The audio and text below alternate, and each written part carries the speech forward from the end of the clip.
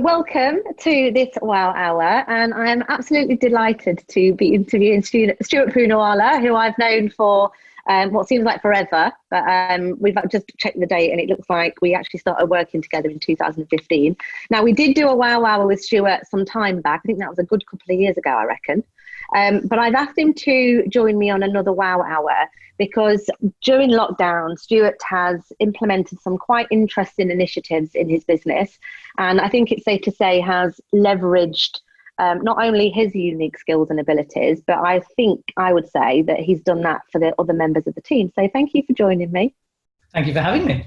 So tell us a little bit about sort of your business and where Kubera's sort of at the moment, because it might have changed a little bit since we did the first interview. So give everyone a bit of an update on you and kind of the business. Yeah, I think it's fair to say we've just gone through 10 years and we are at a point where I need to decide, where I want to take the business. Is it going to grow? Is it going to consolidate and remain a lifestyle business? We have 4 main businesses, three centered around the main business, which is Kubera. So we have a wealth management business within a law firm called IBB Wealth, where we run the wealth management for them. I have an international business called Knightsbridge Wealth, which just looks after clients who live abroad and also clients that are in the UK seeking investor visas. And then we have a high net worth bespoke life insurance business with our own underwriters and our own processes and our own medical teams for sort of 1 million plus cases. Primarily we work under referrals through the main private banks. Mm-hmm. So those are the sort of the businesses. We operate fairly efficiently, I think, in terms of staff. So I have an executive assistant for myself. We have 2 sort of para planners. One's diploma qualified, one's almost diploma qualified. 1 administrator, and then we have 1 business developer who works within the law firm. And other than that, it's the main advisors who in the main are partners of the respective businesses. And we'll talk because I want to talk a little bit about Dave, because obviously Dave would have been in your business when we did the first interview, and Dave was like your wingman, wasn't he, for ages. And we'll talk about Dave, because I think there's lots of firms that have got a Dave that really don't need a Dave or don't want a Dave, but they've got them. So I think I'd like to pick up on that a little bit if I can later. It's all right. Yeah. So I'm just going to say the key fundamentals about our business is the sort of life planning, and I suppose before life planning, the desire to help clients live happy lives and to use money appropriately as a vehicle to enjoy that life. Is what fundamentally sits at the heart of our businesses. And, to be that client's, you used the word wingman earlier, to be that client's wingman, to sit on their side of the table and help them to navigate not just money, but to navigate the things that they need to do in their lives, and to help them to create that vision or that idea about what's important to them. And then help them to achieve that. I personally think that long gone are the days where it's about selling a client a product, and of course we know that. But it's like, how far do you go in actually helping someone to live a happy life? Help them with their health, their fitness, what do you provide as a service that's around it? And I think that's what I'm intrigued to develop. So do you reckon the sort of the business interest that you've got and the sort of the paths that your entrepreneurial spirit has sent you is, like you say, that's kind of at the heart of what you do. But do you think, are you done in terms of, this is what we do to provide this support infrastructure, this wingman service, if you like, for clients? Do you think that kind of group of businesses has done in terms of, is there more to add to do that, to add more value to clients? I don't know the answer to that. I've long struggled with the idea that there has to be a destination. and struggling with what is the destination in my life? What is that thing that I was put on this earth to do, to be? And it has troubled me for many years. And this year I started working on it with help, and sort of becoming a lot more relaxed with the fact that the type of person I am is always going to be wanting to learn, always going to want to seek new ideas, try new things. I'm a little bit of a magpie who likes shiny things that pop up, and I'm like, oh, that sounds interesting, let's try that out. And for me, it's no longer about the destination, but actually about the journey. And so, if things come along and I like the look of them, it's like, let's try it, let's do that, let's learn about it. And I just add it. It's like a chapter in my book. It's just a new chapter. So I think to answer your question a little bit, a bit more, to answer it a bit more directly, one of the things that I'm interested to develop more of now is a sort of complementary part of our business that really focuses on life. Because, I'm a Kinder trained master of life planning. I have the skills to help people develop that life, but Kinder kind of just leaves it at the vision. You might discuss obstacles, you might talk about it, but actually people then go back into their busy lives. They get back on the hamster wheel, and however much they know that their life should not be on that hamster wheel, they get back on it. And then, because I've got, 100 families I look after, it might be 6 months before I catch up, or 3 months, or a year. And all that work we've done has gone nowhere. And they're just, but Stuart, I was so busy with work and the kids. It's like, what, how have we actually helped them to implement those things? And I'm really keen to develop that side of the business and say, look, money, great, cash flow modeling, great, life vision, brilliant. But are we going to help you to do it?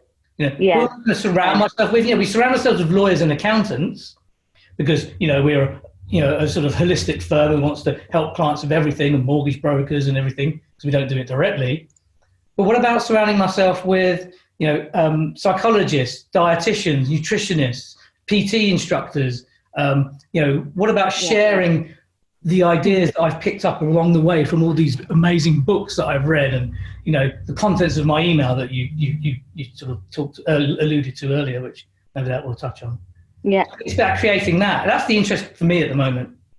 So do you think so your Kubera journey, right, as I would describe it, so you as you've evolved, because you're a trier, and because you like to, you mentioned about liking shiny sparkly things, and we'll have a look at that, and we'll have a look at this.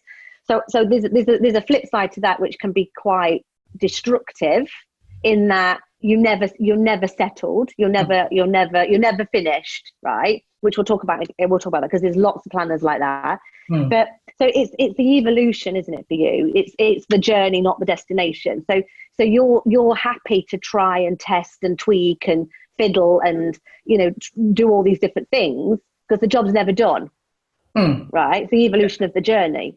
And so am I right in thinking then that that's now spilling over into your client, what you can now offer? It's like there's more you could do, the next version, if you like. It's everywhere in my life. My golf swing, I got down to 7 and then decided I need to hit a draw, so I started learning how to hit a draw and ruined my golf swing, went up to 12, now back down to 11, and it's getting there. Our website, I think our website's brilliant. All of our websites have been lovely, but it's about 3 months after they'd launched, I'm like, a bit bored with that now. Need a new website. But of course, I'm not going to spend, best part of 8-10 grand every time I whim. No. So we live with it. And I think a lot of it's my, when I was at school, I did art and graphic design, and I wanted to be an architect, and somehow ended up working in a bank. But it's because I'm a very creative person. So I like to be creating constantly. I can create ideas for people. That gives me a lot of energy. But also I love creating stuff like, interior design and, my new garage golf gym sim that I'm planning. That for me is my next creative thing. That we'll talk about. So it just sort of, I don't know, my mind is always restless wanting to create, and it does cause problems within the business. But then at the same juncture, it means we're always we're always seeking to provide value for clients because I'm always coming up with new ideas. Yeah, and change. So okay, so Kubera is your core business. It's where you spend most of your time. And you mentioned, and I'll touch on it just now, and then we'll kind of move on to sort of learnings from lockdown. You have Kelly, and Kelly is your executive assistant, and it's a continual struggle for me to get planners, particularly, and those that own businesses, to invest in non-income generating staff. It's brutal. It's ball breaking. They won't do it. You know, is it a paraplanner? No. Is it an administrator? No. Is it a planner? No. So explain to me, not in the context of lockdown and how you're now working with Kelly, but why do you have a Kelly? Why do you have an executive assistant? Okay. I think before I'd gone on Strategic Coach, the concept of spending money on a PA, certainly in the early days when when I brought her on, it was 2 years into the business, and I could have done without her in honesty at that point. But Strategic Coach, taught me the benefit of just, finding out what my unique ability is, and then working within that unique ability to accelerate the growth of the firm and my happiness. And actually, really what this boils down to is being selfish about my happiness. Yeah. So I have Kelly. So I brought Kelly in at that point to effectively do all the mundane stuff that isn't my unique ability. So I'm not a very good organizer. I'm an organized person, but doesn't come naturally. No. I don't like organizing. I don't like reading stuff. Someone sends me a contract. Oh my God, I'll in a minute and probably missed all important things. So the idea of having a PA was to say, look, and actually this is why Dave also was in the business as well. Yeah. In effect, I had two executive assistants, Dave and Kelly, to basically just go, get it done, and leave me to work in my creative zone, being a creative financial planner and creative entrepreneur, which is where I was happiest. Yeah. But it's just, I think as we've grown up, some people find it very difficult to give themselves what they desire. Permission to.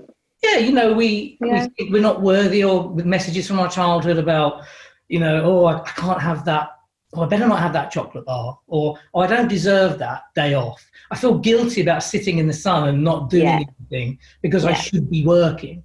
Well, no, if I want to do something, I should do it. If I want a new set of golf clubs, and and it's not putting me in financial difficulty, you do it. Fine, it's a new set of golf clubs. So the Kelly concept then is this, which is what I would kind of agree with, is that it's not, well, I can book my own train tickets and I'll try and save myself a few quid by booking them myself. It's actually my time. It's an element of self-worth, knowing that, well, of course you can book your own bloody train tickets, but actually you'd rather be using your time for something else, and you're deserving of having somebody to support you to do the other stuff, right? It's like I've got gardeners, right? I can garden. Yeah. I hate it, I might add.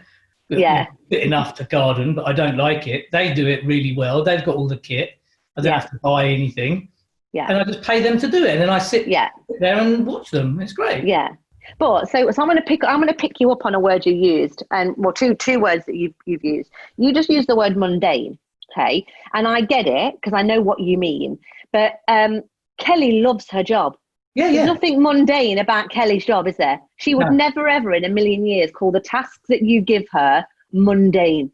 No. Well, and the key there, and this goes back to the concept of unique ability teams from Strategic Coach, is that if you're building a team, you want to find people whose unique abilities are the things that you want that aren't yours. Yeah, absolutely. So basically, Dave and Kelly, their unique abilities and their Colby profiles were exactly the things that I wanted to get rid of. Yes. And so when I say to Kelly, right, can you do the following? She loves it. That's the thing. She's she's making notes, and she's done it within like hours, and I'm like, oh gosh, that's so off my plate, brilliant. Yeah. So she loves it. So I think we've got a language problem in financial services. It's that people use it all the time. I mean, you've just used the word mundane. I know you didn't mean it in the kind of in a detrimental sense, but yeah, well, they're mundane to you, yeah. but when I'm talking to planners, they'll go, well, I just want to get rid of the crappy stuff. They use terms like that, or get rid of all the crap. Well, it's your crap, but it's not somebody else's, right? Yeah. So we've got a language thing to work on, I still think, but also a word you used a bit before that was the word bored. So is what you're doing, is it boredom? Do you, like, you use the website as an example, and you said, well, I'm kind of bored of it now. Is it boredom, or is it you could just think of other ways to innovate it to make it better? Because they're quite different. They're quite different things. Yeah, you're right. What is it? Yeah, no, of course I'm not bored. I think it's worse. Like my golf swing. I had a golf swing which was working well, and I became bored of it because I wanted to do something different. It's kind of, it'd be like yoga. I could really enjoy my yoga practice and then decide I want to try like a different type of yoga. Stop breathing yoga But is it bored? Is it bored though? No, I don't think it is. I think it's the desire to keep evolving and changing and improving. Yeah. The desire to keep improving is one of the things that I've always it's always been in my life. Yeah. And sometimes it's good for you and sometimes it's bad for you, right? Definitely. Yeah. Yeah. So it's a double-edged sword, 100%. Yeah. And actually during this lockdown period, I have been giving myself more time to think. Yeah. I have reached this point where I'm saying, well, okay, well, what is it that you really want? Because you can't just keep changing. No. So let's talk about lockdown, because obviously we've had the benefit of spending lots of time having lots of conversations about, how much we both equally loved lockdown. And we spoke today about the fact that we're living in a bit of a bubble at the moment. But tell me about lockdown for you. How has lockdown been? Well, I mean, practically, first of all my staff have laptops and we use Macs, and we have separate Mac screens, and our phone system's on the cloud, and obviously our back office system's all cloud-based. So, literally within 2 hours of making the decision to shut the office on the Tuesday, everybody was sat at home with a phone working, plugged into their Wi-Fi. They all took screens. Some of them took printers, scanners, and I have to say they are really happy, enjoying it. I think they do miss the odd ability to get together and huddle, but they're not missing the commute. No, of course. Kelly, for example, has got 3 daughters at home because they're all working from home. She loves her daughters and her husband, and she's got a wonderful family. So she's loving having that time with them. I've got Phoebe, my eldest, with me, who's working from home, and so I've been spending a lot of time with her, which is wonderful and challenging, of course, at times. Yeah. It is lovely to have that time. So practically it's fine. We haven't noticed any issues with our business at all, which is great, but one of the lucky ones. But I realised early on that this was going to be hopefully a once in a opportunity to really help myself and to learn. And I have something in my life that has always been here is I hate waste. Silly things like the kids not finishing their dinner, of course, but the kids not turning the lights off and stuff like that. But I hate wasted opportunity. And so I remember my first day in my journal, I wrote COVID-19 to-do list, I think it was. Which obviously a lot of people laugh. Number 1, stay alive. Number 2, don't get fat. And then, well, I actually did quite a lot of work, actually. So I did this to-do list, and it had, books that I wanted to read, courses that I wanted to take. So I've enrolled in 2 courses. I forgot for a minute I had a business to run as well. And then lots of sort of personal stuff that I wanted to get around the house, get done, like the ongoing minimalism task, and that kind of stuff. And then I started to really see what lockdown was like for me, and then started to journal about what I wanted my life to be like post-lockdown. But the main changes to me in lockdown is I've actually been able to give myself permission to spend more time just relaxing. Yeah. I mean, my suntan has never been better in a May. Because we're blessed by the weather. Yeah. But I've also spent time reading. Like so I've read, and I have some books on my list for a long time, like 4 Hour Workweek from Tim Ferriss. And, read that, made some notes of the things that were relevant for us in our business, and then implemented them, with Kelly, for example. So we did batching. I committed to only having an inbox and not having sub-inboxes of dumping rounds. Color coding my emails, so one color for client work, one for internal, one for finance and stuff like that. And then ask Kelly to do me an evening email when she finishes work of my day the next day. Yeah. That then goes into my journal that evening, and then he follows it up in the morning with another email confirming what my day's like, just in case something's coming overnight. I don't start work until 10. Yeah. Try to finish by 4. Been going to bed a lot earlier. Yeah. Which means I'm getting up earlier. And I'm being able to do daily yoga, exercise, take my dog for a walk. I've been pretty much off alcohol, off coffee. My nutritionist has given me a new protocol. I've got tons of energy, way more energy than I used to have.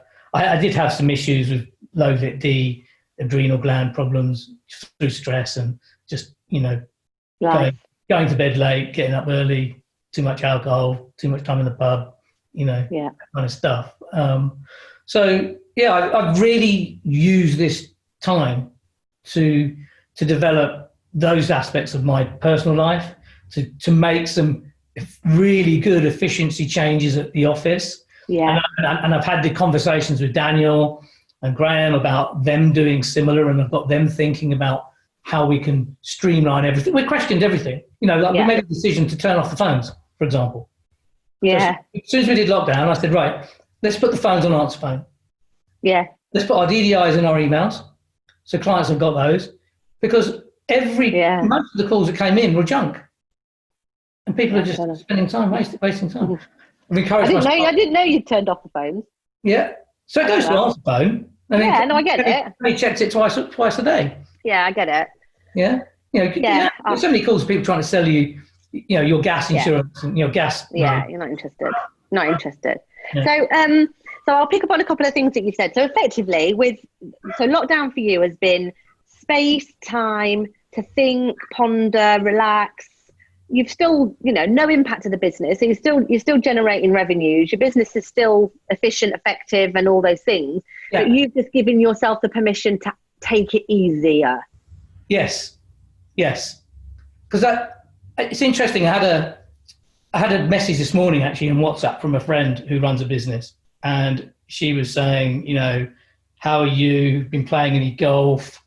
And I said, golf course is open. How are you? She said, work's a bore. Such and such is still a pain in my bum. Blah blah blah. And she runs her own business. And I said, well, it's your business. You get to choose what to do, right? And if it's a bore, then either change it, or if you want a boring job, go and work for someone. Go and get one. Running a business. Yeah, absolutely. And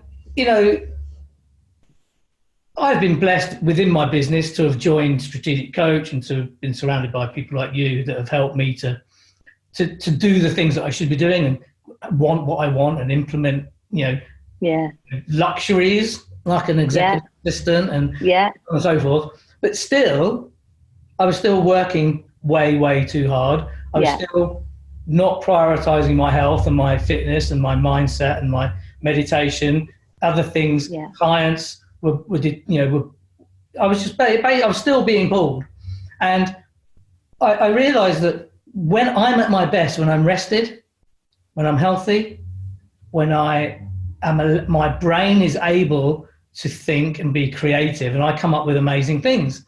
Yeah. When I created Kubera, I had 12 months of no work to create Kubera, and I was quite rested, during the financial crisis, and it was a very nice peaceful time. And since starting Kubera, I've never really had that. So this period has been wonderful. But I had to have the mindset to tell myself that it's okay to lie in the garden and sunbathe for 2 hours. And is it down to that self-worth thing again? If you peel it all back, like yesterday, I sunbathed all day, and it's a Tuesday. But it's because I've worked my arse off for 20 years, and I deserve to sunbathe on a Tuesday in a garden because it's a beautiful day. Because I'm worth that. Do you think it comes back to that self-worth piece a bit? I think, I have this mindset: if I want something, I'll have it. So I don't deny myself things. Obviously, you could say it's medicinal because I've been getting my vitamin D top up, which is obviously needed. I think the biggest shift that's allowed me to do it is changing the way I work. And even though I have a team, I have carried around for a number of years a phrase that I use, which is, I'll do it myself. I'll just do that myself because I can get it done quicker than they can, and they've got other things to do. So in lockdown, I made the decision that, I've got a team, I pay them good work salaries. Use them. They're good people. They want to learn. They want stuff to do. I just started giving it to them. Created and told myself that Kelly's email was my to-do list for the day.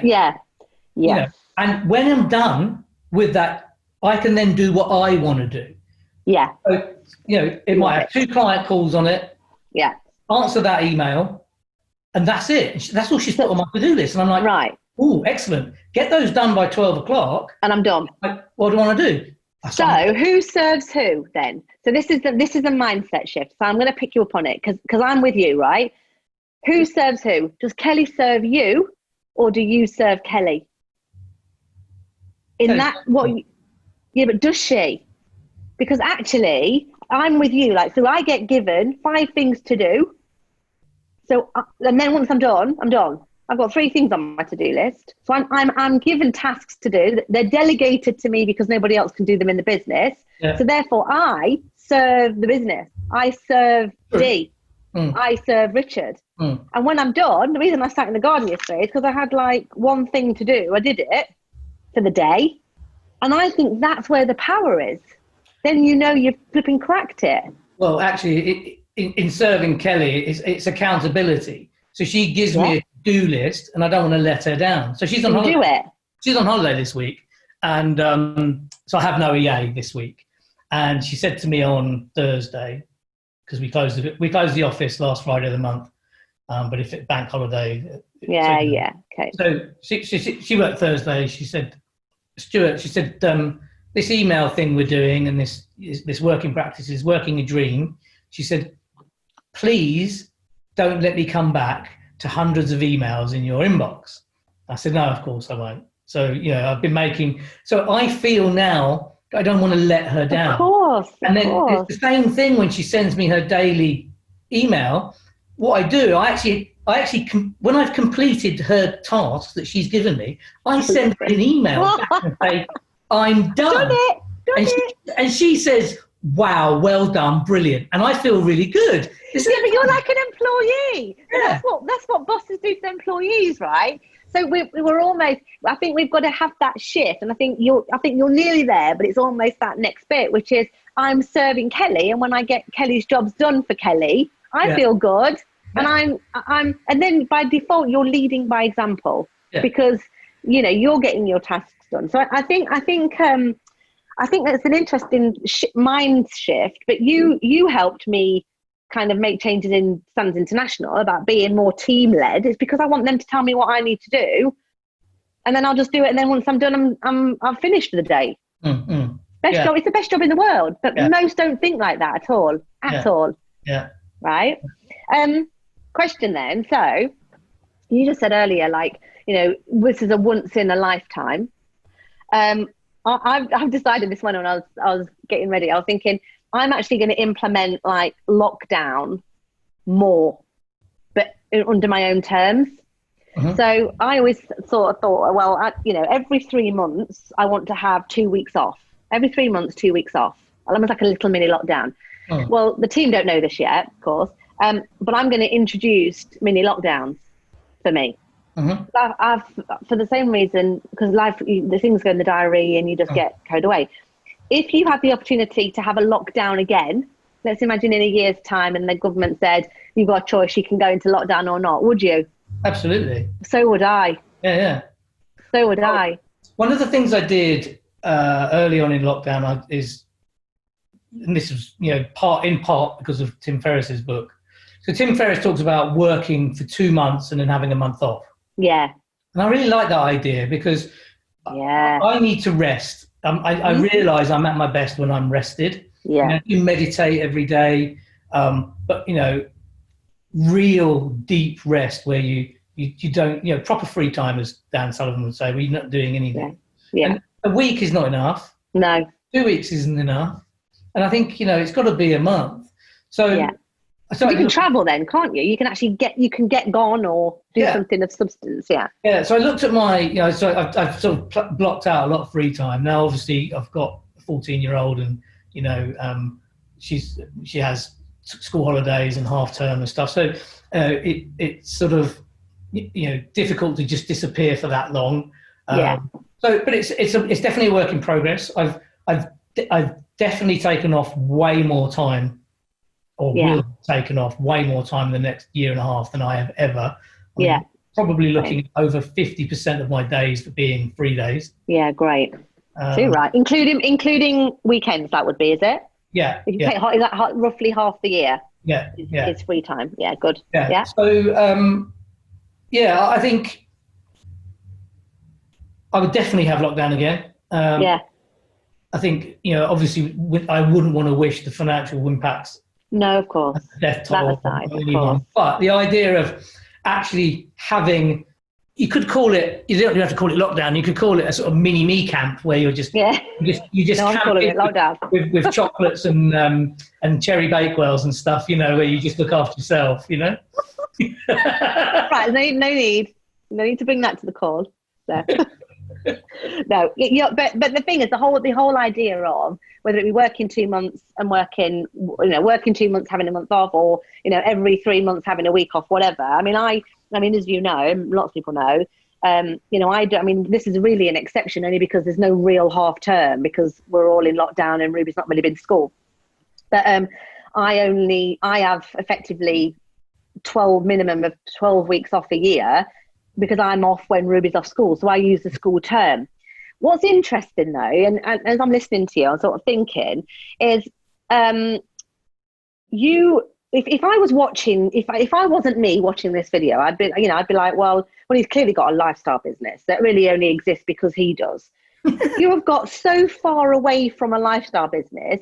It's almost like your lifestyle has driven your want to have a lifestyle which makes you happy and matches your life's intentions, has needed you to have a non-lifestyle business fully, right?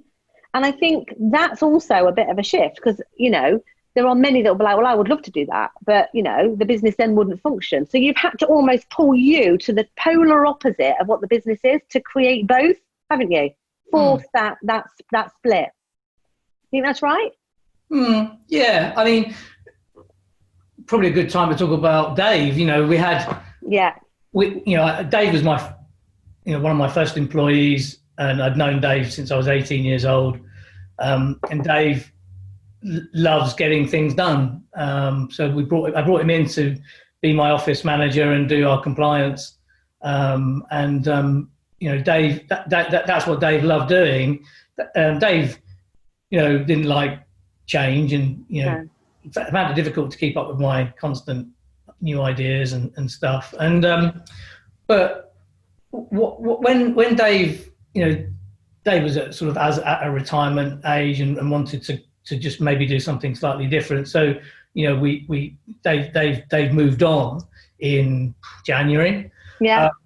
And Graham and I, first and foremost, anyone who wants to leave, it's like, well, no one's bigger than our business. No. You know, we can get through anything. We are creative people who, you know, will just move on. And actually what we were able to do is to look at, you know, the last 10 years of 8.5 years of Dave being in place with his systems, processes and structures, that we just let him get on with it.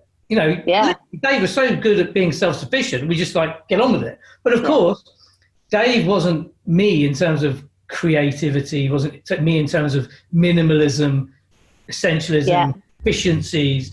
Yeah. And so the initial thing was like, okay, well, what we're going to do? We won't have Dave. And I'm like, well, we're not going to replace Dave because we're going to do everything, and we'll farm it out to Kelly, and we'll just basically absorb Dave's work, and we'll see what could be done quicker, what's unnecessary, you know, et cetera, et cetera. And, you know, Graham and I sat down with the project plan and spent a day pretty much going through stuff and what can we outsource? You know, we're Simply Biz. They can do file checks for us. They can come and see us more than once a quarter, you know. And so it's like, and, you know, and our bookkeeper resigned at the same time, so we had to find a new bookkeeper. But actually, I did the books on Xero for 2 months myself. And realised that there was process that had been put in place to satisfy Dave's need to know that everything was okay. Blimey. And that's fine for Dave, but I was like, oh, why are we doing this? I don't want to do that. And so, you know, we changed a lot, and actually, we've run so much more efficiently. I think we most certainly won't need to until we scale the business a bit bigger, which is something that may happen. I don't think we need a replacement for Dave. You won't. No, and you won't. That wouldn't have happened if Dave hadn't decided he wanted to move on. Well, and also, you would have been scared to fire Dave. Like, you know, for all the HR stuff to one side, there's so many that have got a Dave. They're not really sure what the Daves do. They know that Dave does a lot, and Dave makes a big deal out of all the tasks that their Dave does, and it's a drama, and we need to do this, Stuart, we need to do that, Stuart. Actually, when you break it down, it's probably a 3 hour a day job, if that, because the mountain's been made out of a molehill. I've got Daves in firms all over the place. They won't fire them. They're dead. I mean, you know, Dave, our Dave, you know, I've known Dave for a long time. So, you know, in my heart, I love Dave. We're good friends. I've known him since I was 18. You know, I was a spotty teenager who walked into a branch of Midland Bank and created havoc for years. I bet. Dave worked in that branch, you know, and he's got some stories he can tell about me. But that's the next wow. Yeah, Dave, if you're here listening to this, don't answer Michelle's call. But Dave, you know, and Dave was diligently going about doing his business, and because I was interested in other shiny things, and that wasn't broken, it was like, okay, just get on with it. You know, in reality, in hindsight, what I should have been doing was sitting down with Dave and continually trimming back, continually questioning the need to do things. You know, I now do that with with Daniel, one of my paraplanners. You know, I've got him to implement using IO more, and I've had to test myself because we use Macs, and you know, I have little foibles and hang-ups and things that I like, and it means we don't use IO properly. So one day I said to Daniel, do you know what? We need to use IO properly. Let's just use let's just store our documents on their server. Yeah, be done with it. And he was like, oh my God. And he said, can you give me that in writing? Like, yeah, right. Sort of, you know, actually lockdown and, you know, losing Dave, losing our bookkeeper, lockdown. Yeah. Like, some people will bury their head in the sands and go, God, it's terrible. I can't go to the pub. You're like, bring it on. My life. I'm like, okay, there's something that's happened. It's, you know, it's adversity. I've got to deal with it. I could either wallow in it and let it ruin us, or I could use that as the springboard to something bigger and better. Yeah.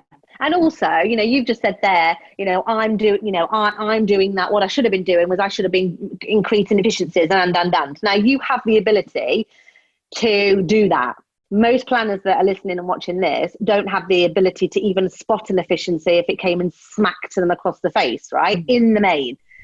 But that's not to say that if you didn't have that skill, the key is to appoint somebody in the business that does that. So that's your business manager and that kind of thing. Could be anybody, right? Well, you see, I have the ability to be creative and to solve problems by creative thinking, by looking at something. That's my unique ability. That's what I do for my clients. Yeah. I on the other hand, defined benefit pension transfers, I'd rather kill myself than do one of those and the report that goes with it. Obviously, we're not DB, we're not a DB specialist, I know, yeah. obviously. But, things like, setting up an operating system for our back office, right? Yeah. I will do the high level, this is what I want it to look and feel like, and then I will get Dave, Daniel, to do it. I can't do that. So equally, there are planners out there who are amazing at that. So they need to understand what they are good at and what they enjoy. And obviously from Strategic Coach, the phrase is, something that absolutely fascinates and motivates you is your unique ability. Yeah. I can't think of anything worse than having to design 100% back office system. On the other hand, ask me to create a life planning booklet, marketing brochure that my clients use and goes out to the world, I'm in my element. You'll be bouncing out of bed in the morning for that. Yeah, I'm on Dreams Time looking at all the images. I'm researching the right fonts. Yeah. Ultimately, I don't do it. I have a marketing team that does it. But, that's what I'm good at. And so I have people around me that do the things that don't fascinate and motivate me. Yeah. Planners reading this, watching this, need to know what fascinates and motivates them. And then, almost like a wheel, with 12 segments around, if there's 12 disciplines needed in the business, what are they good at? And then they need to bring in people to fill the rest. Graham and I are very, very similar, which is great because when we're on the same page, boom, we go down the direction. If we agree on it, it's like, we go down that path. And with Graham, because he's so like me, there's never a conflict. No. But because we both run the business and we're both similar, and he's just as bad as me, there's things that just don't get done. Yeah. Dave came in. So the difficulty for us in not replacing Dave is making sure that we're outsourcing or removing those things that we're not out of balance. Yeah, I agree. Okay, all right. I said to you before this call that one of the things that I was hoping that would come out of this call was that people get to know and get to meet the new version of Stuart. I then followed on by saying, because you were a bit of a knob before, right? Thanks, love you too. But I love you too. But there was some truth in that. And I think, the reason I picked that up at all is because there's a lot of financial planners that are absolute knobs, right? And their job probably has made them so, or there's a bit of arrogance in what they do for clients, and there's a bit of chest banging going on, and I'm the man, and we obviously we've been withdrawn from conference season, but I'm not going to miss all the kind of I'm the king of the castle type of egos at these things. Tell me a bit about your kind of the shift, because in our conversations you've said lots of times the old Stuart would have been this, or you'd have reacted so differently before. Talk to me a bit about that. Within your mind, you're talking directly to planners and people who were just like you were. Because I would love a world where they're more like you now, because I loved you then, but the version 2 of you is just way better. Talk about that. Okay. Because that wasn't in the list of 10 questions that I sent you. Something now, typically. Well, it's been a journey, I have to say. Probably, nearly 5 years now. 4 or 5 years. Probably started when I made the decision to actually get trained as a kinder life planner. Although I'd been using life planning techniques for years before that, and started. I sort of created a vision for myself, and well, my plan, my life planner did, and it was kind of, you could summarize it in one word, which was freedom. And then sort of an extension to that was, I had this sort of concept of me being this Zen master, and I've been sort of carrying that sort of phrase and that thought around for a number of years, and so started to change some things in my life that I wasn't happy with, removing some things that were bringing negativity to my life. Started to read a lot of more sort of self-development books, look at things from Tony Robbins and, other things like Think and Grow Rich, revisiting some of the things in there. Reading some Buddhist books, which can be very boring if you pick the wrong one. Reconnected with my meditating and doing that more regularly. And then more recently, in about the last year, I've been spending with a counsellor, just talking about, things that have gone on and myself, and started to look at, my past emotions around stuff, and sort of a desire to move towards something I call enlightenment. And, what is enlightenment? And, we talked earlier about having a destination, and, I've been hung up for so many years about what I put on this earth to be, to do. Am I fulfilling my destiny? Are you enough? Big thing, right? And that is troubling for someone who is always thinking of new things to do, because when you think you found it, there's a new thing, and then you're happy. Gap of going, I'm depressed now because I thought that was it, and now that's it. But it's not. But actually understanding that it's the journey. But enlightenment is being aware of my emotions, being aware of who I am, being aware of how I'm reacting, or being aware of other people's emotions and how they affect me. And instead of just reacting, perhaps used to, which is perhaps the person that you saw, just sort of taking a step back more mindfully and saying, okay, that's interesting. Silly things like being on a tube and seeing someone with their feet on the train, on the seats. You'd have kicked off.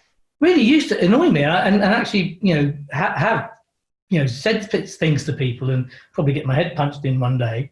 and now I just sort of, I just say, well, obviously they don't share my values, but who am I to put my values on somebody else? If they think it's okay for them to put their feet on the chairs, it's up to them, right? Yeah. But whether there's a right or wrong there is of course, it doesn't matter. But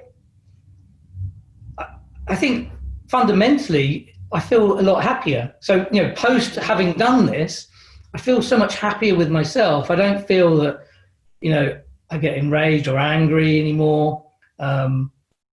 It's just, I just generally feel a lot happier.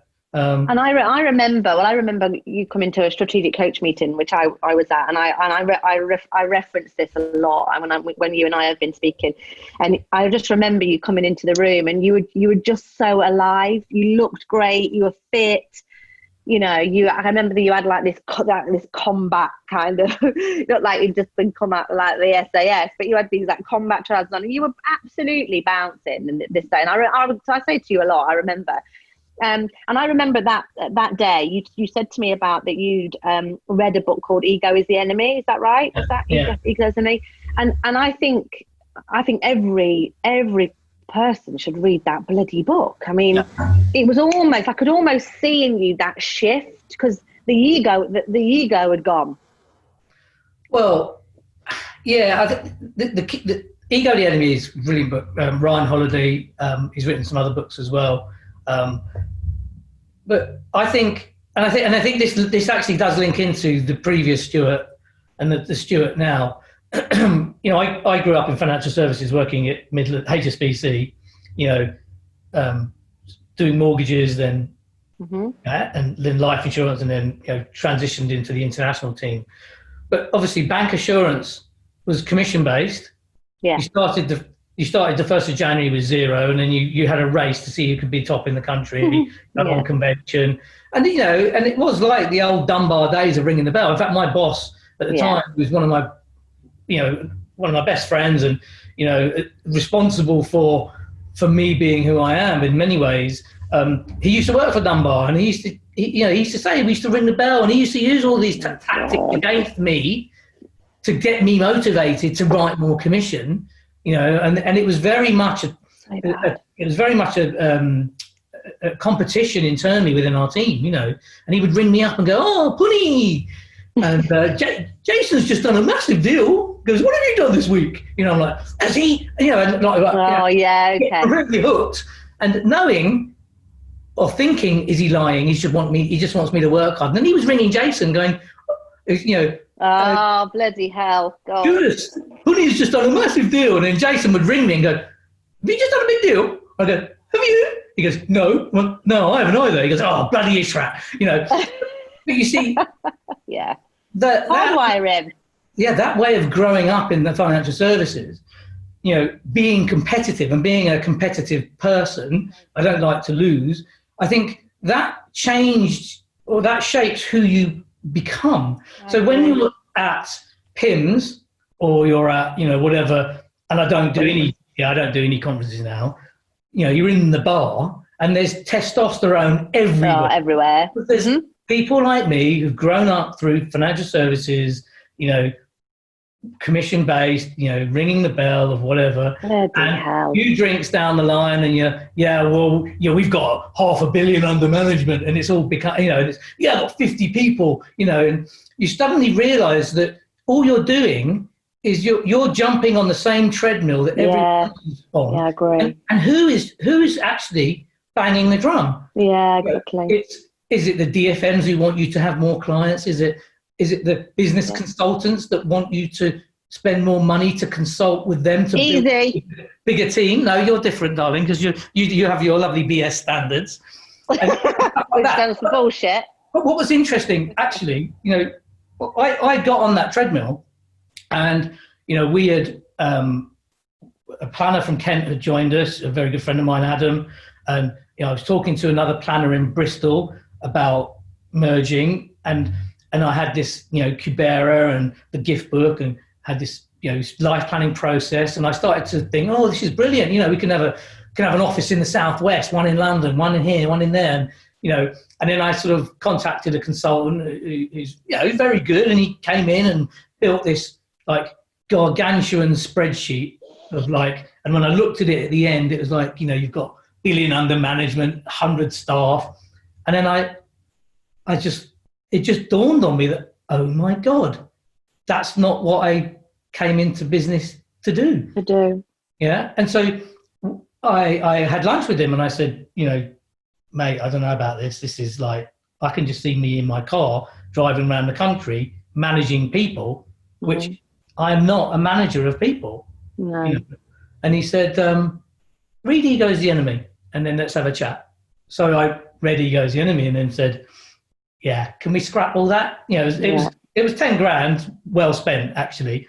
And since then, although we've set up a couple of other little businesses along the way, I'm so grounded in the reality now that our business will never be 3 times bigger than what it is today. I don't want that. No. I want a wonderful, wonderful life where I can love people, I can improve myself, I can live a happy life, I can experience stuff, I can change and help people, because that's ultimately what I love to do, is just by helping people. Yeah. And if that business, I know my number, I know, because I cash flow my own life out, I know what I need to earn. Yeah. I'm pretty much there anyway. Yeah. And so it doesn't need much more, because I know that anything else is just ego, and it's just jumping on that.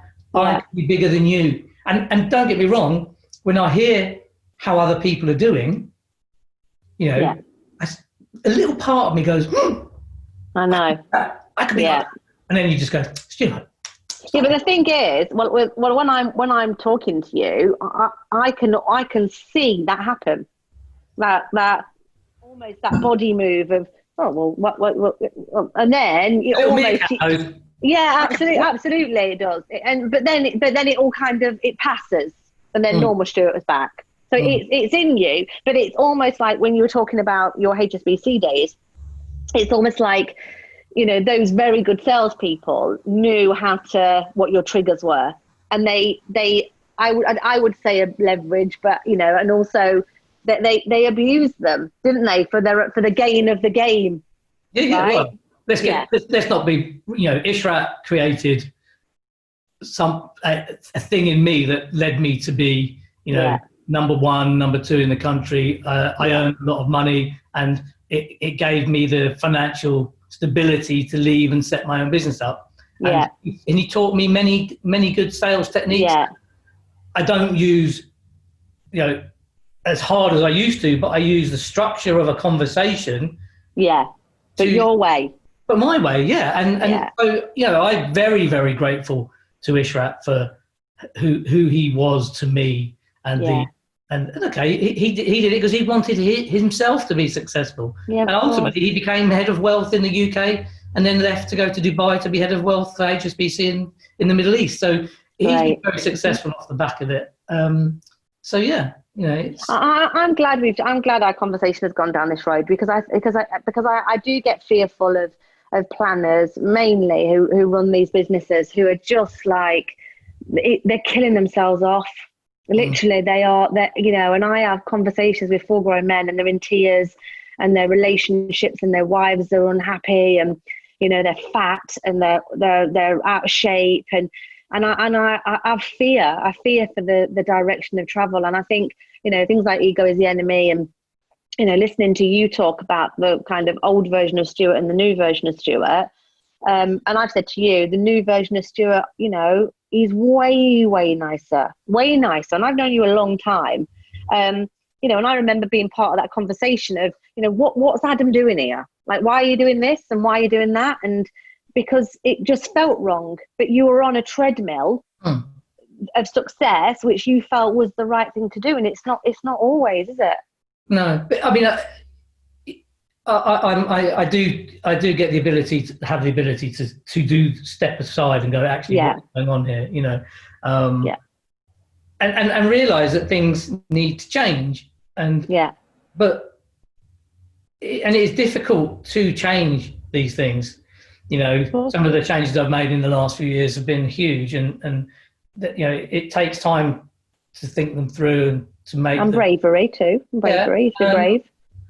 But you know, ultimately, at the end of the day, you know, I was 50 in January. I'd like to think, you know, because my body is such a temple, that I will get to 100. You know, more's the point that medical technology will get me to 100. Replacing bits.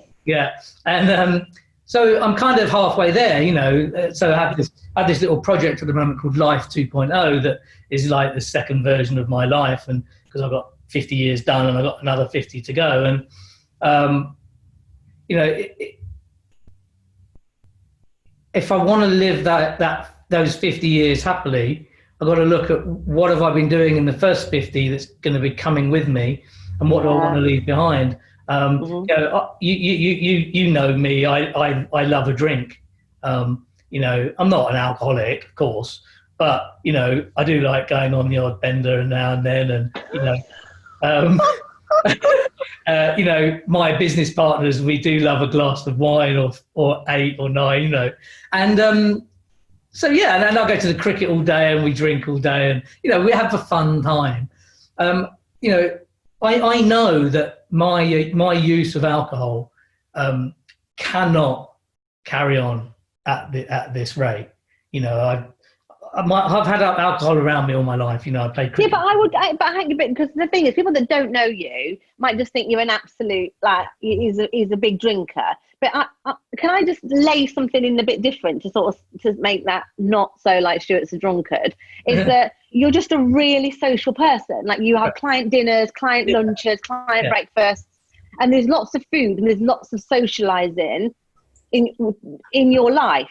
Yeah, I don't drink at home. Say that. Yeah. No, that's what I mean. Okay, yeah. I mean, yeah, let's face it. You go to the cricket and it's like, first pint of Guinness in the pub before the game starts, and your last one is, 8 o'clock, 9 o'clock at night, 10 o'clock at night after the game finished. And it's like silly, really. But I know that lifestyle can't carry on. No. So I need to change that. There's going to bed at like 1 o'clock at night and getting up at 8 or 7. It'll kill you.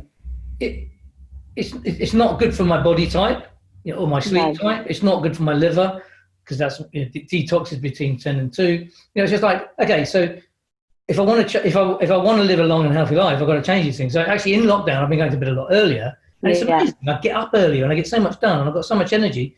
Like some days I'm done by 11.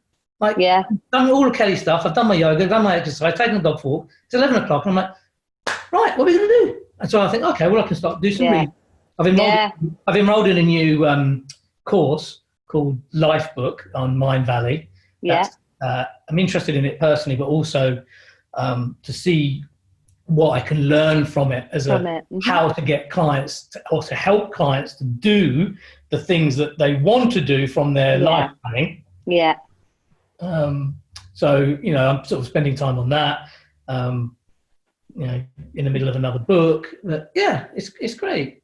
Yeah, good. Well, I'm glad, and I think it's inspirational for others to hear what changes you've made, and actually you've come out the other end reasonably normal, I'd say.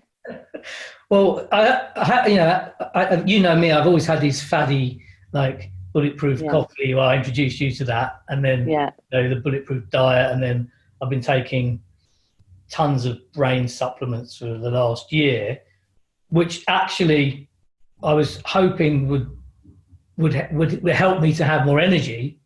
And then obviously did some blood tests and realised that my adrenal glands were shot, my thyroid was underactive, my vitamin levels were non-existent, cholesterol was high. So I've come off all of that. Not taking not drinking the bulletproof coffee. Just sleeping better, taking some good quality supplements, Vit D, and having my smoothies. I feel so much better. So the point on alcohol, which I was going to make, which I didn't really make, was, I find myself now not wanting to drink more than a glass or two. Now, the interesting thing will be, when after lockdown we go to a test match, or I have my jumbo lunch, and I'm, there with all my all the professional connections, and the wine is being poured, and and I've been, and I'm drinking water. It'll be interesting to see if that happens. But I hope so. Or if I cut down a bit, because. Well, I think it's just finding the balance. Like, we've been forced into a situation where that's just not happening. It's non-existent. There's no lunches, there's no dinners, there's no cricket. There's, and I did say to you the other day. I know. Well, I did say to you the other day, didn't I? It'd be interesting to see what happens to you after you're let out into the wild again. Because I think, you could just go, you could become the king of benders, and just get back. I know you knew I was going to get it in at some point, didn't you? So we could end up finding Stuart on the curb somewhere on Savile Row, having walked out of his favourite restaurant. But again. Again. You're great. I'm just slumped. But no, I thank you for sharing some of that stuff, because I think it's your transition has been significant, and your journey has been significant, and you have come out of it the other end as a very different person. And I think the future's exciting. So in terms of just to sort of summarize and wrap up, really, because I've really enjoyed this, actually, surprisingly, is what does the future hold for you in terms of your life? Not necessarily the business, because I think that'll be very much more of the same, but just better and different, probably. But what's the changes going forward for Stuart? Well,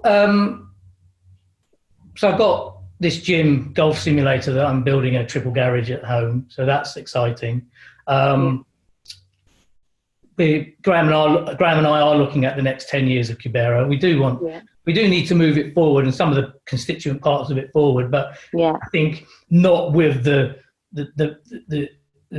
ridiculous sort of thoughts that we had 5 or 6 years ago. No. That's exciting to see what we can do with that. But I'm still very much saying, actually, there's no way any of that has to affect my life that I have at the moment. But so even if Kubera does it, it doesn't mean to say that you're going to be the one doing it. I wanted to make that point. Okay. I need to carry on with this life. Because, until something else pops into my head. The one thing that is exciting me the most, I think, is since lockdown has come, I've been sending my clients an email every week, not talking about money, actually, talking about, the now, talking about let's breathe, talking about, things for their lives. This is the stuff I pick up, and what's interesting is none of it's been sort of planned in advance. I get to the week and I go, okay, what's my intuition telling me, or what have I read this week? Like last week's one came from a phrase that my marketing guys, Goldmine Media, Andrew Taylor, said to me in an email, Stuart, just get on and do it. There's only so many tomorrows. And I was like, oh, I love that phrase. So that became the title and the theme of my email for that week. And I think a lot of people have said to me, look, Stuart, these emails show that you've lots more to offer this world than just being a financial advisor, which obviously I know. But I find it very enjoyable to create these things. And also it becomes a record of me almost. Yeah, of course. I have my journal. So what I'm quite excited now is to create some kind of media, whether it be a website, blog, videos, whatever, for me to be able to get these ideas out into the world, almost, a little bit like what Tim Ferriss used to do before he was very, commercial about it, just to get these ideas out, and just to see where that takes me. No expectation over utilising it for revenue, because I think that cheapens the message. Yeah, great. He's only trying to sell seats. Sell his book. I think it just cheapens it. So I'm just quite keen to get that out there. Yeah, good. And to see where that can take me. And then, that's just good. Quite exciting, really. Yeah, that sounds cool. That sounds good. Well, thank you so much. I'm sure we'll do version 3.0 in a few years to see how we've.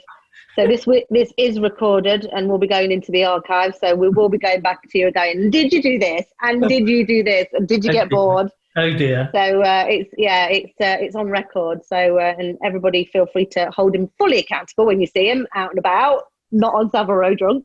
So thank you. It's been really good. Anything else that you'd like to say to sort of end? No, I always enjoy our chats. It's a good mental joust between two people who think the same way, and you have so much to offer our industry actually, or the world actually, but obviously you've chosen it in our industry, which is great. But thank you. Thanks, it's been great.